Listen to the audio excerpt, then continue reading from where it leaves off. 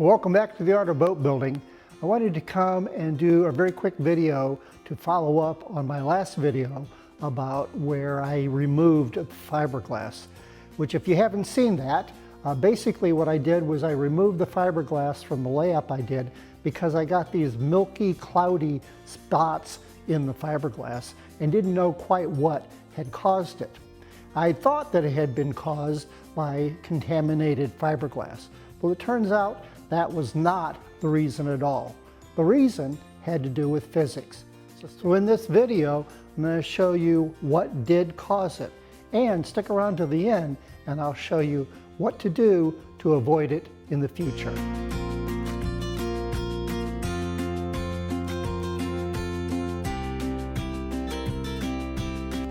So what it was caused by was light refraction.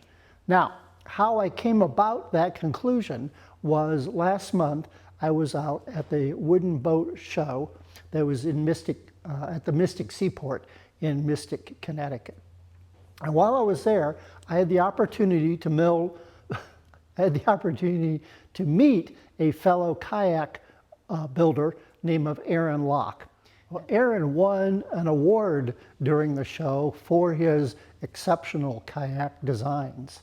He also has a YouTube channel called Better Out Than In, and I'm going to link a video card at the end of this video, so you should check him out if you're interested in seeing another way of building some really beautiful kayaks. And Aaron actually has designed several kayaks, and these kayaks are two-toned. So you can see that the two tones, one is very dark, much like how dark I stained this kayak.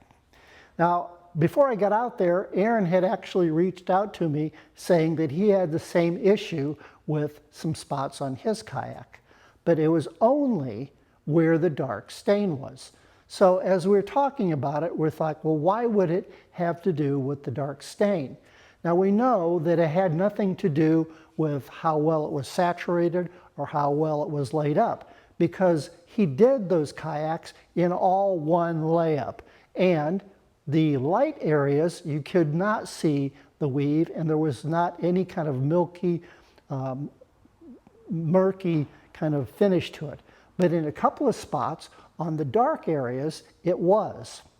So what was it about the dark color that made it different than the light color?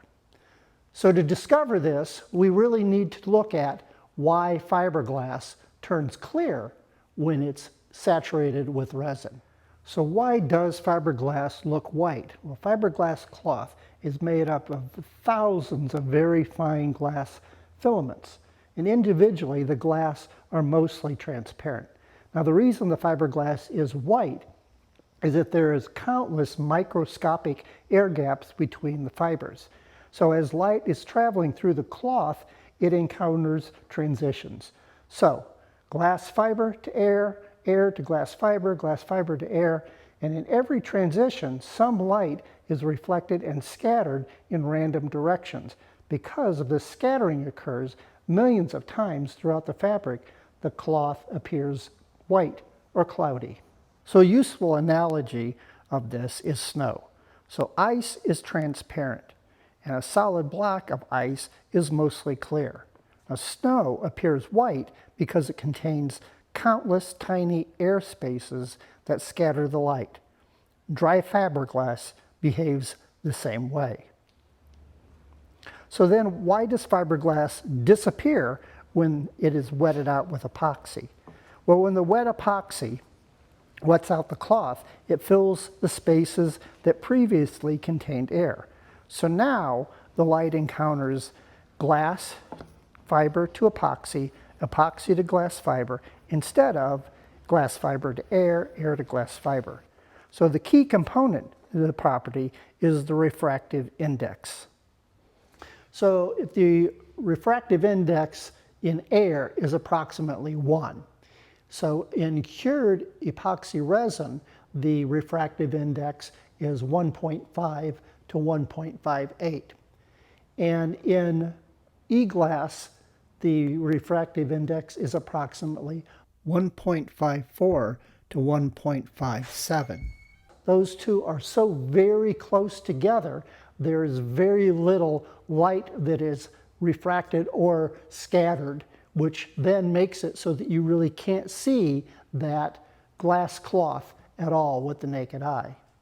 So the question then is, what makes it different when it's on a dark surface? If we look at this illustration of light-colored wood, we can see that light penetrates deeper and is scattered by the light wood.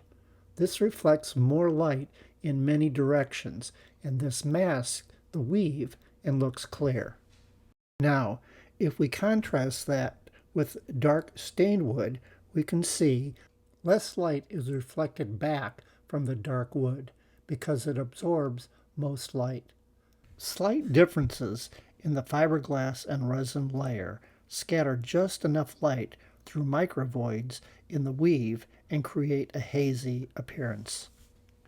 So what we want to do is to eliminate those little microvoids that are in the fabric that become more visible with that dark surface. Now, can we eliminate them completely? Absolutely not. You're still going to be able to see them, especially in direct sunlight. But the goal would be is that it is scattered in a very uniform pattern so that it doesn't come very obvious that there's a big hazy spot or splotchiness in there. Now, there are a couple of tools and methods in order to alleviate some of those micro bubbles. And a couple of the tools I have here. So the first tool that I want to show you is this metal roller that has these tiny little teeth in there.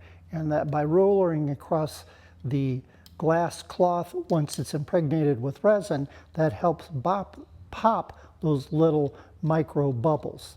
Now this differs from what some of you may be familiar with, which is a roller like this that's used in layups.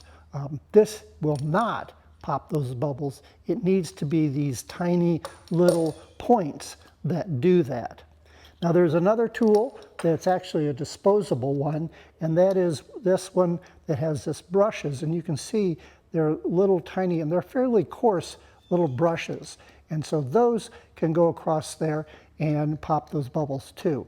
I actually found that this does a little better job than the metal one. I think mainly because these little bristles are much finer than the metal one was. And it comes with a couple of extras. So I was able to clean this out with some denatured alcohol when I used it. So the other thing is the method, and the method is basically a combination of using a roller and a squeegee. So how I did this was that instead, when the time that I had the trouble with the cloudiness is that I wetted out the entire boat with a roller. And then when I saw that those bubbles were in there, I came back with a squeegee. Now the problem with that is that the epoxy had set up just enough that it wasn't able to penetrate those little nano bubbles, if you will. So the method that I found that works really well is to only do a small section at a time. And by using a roller, you can then control how much of that space you do as opposed to pouring on the resin. So once I got that metered on there with the roller, I then went over it with the squeegee. And not a lot of pressure and not too little pressure, but enough pressure to work those air bubbles out of that surface. Once I did that, I then went over it with this little micro bubble popper, if you will. And then once that was done, I then went back with my squeegee and sort of evened out that surface. So I only did about 1 square foot at a time, and then I moved on to the next section. And that way I was able to control it pretty well. There's still, if you look really, really close in the sunlight, there are some tiny little specks that you can see, but as you can see, it's highly minimized. So you can see back here where I did a little bit of a fill coat on one section, mainly to show you. So this surface here is the initial layup with the fiberglass cloth that I put down in the method that I showed you. And you can see here that I've sanded it lightly with some 120 sandpaper, and then I've put a fill coat on here with a roller, and you can see that it's filled in quite nicely. So what I'm going to do is to sand the rest of the Kayak and get a fill coat on it, and after that's done, then I can start addressing the combing. So that'll all be in the next video. So as always, thanks for watching, and remember, if you're going to make it beautiful.